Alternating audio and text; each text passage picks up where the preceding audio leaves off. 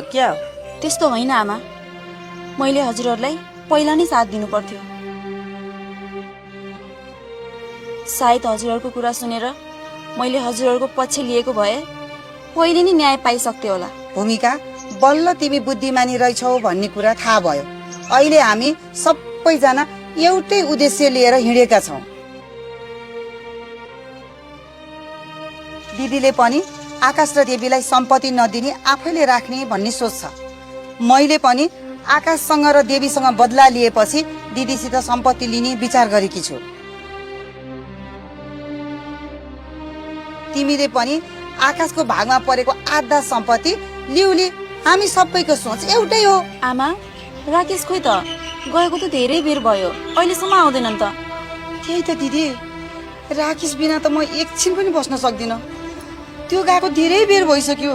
कहाँ गयो होला? मन कस्तो आत्तिएको छ हेर्नु न। आतिनु पर्दैन बहिनी, राकेश बुद्धिमानी मान्छे हो।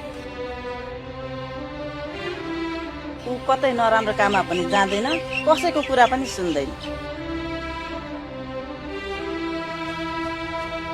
कतै साथीभाइकोमा गएको होला, त्यसैले ढिला भयो। हामी नआतिकन बसौँ, ऊ आउँछ।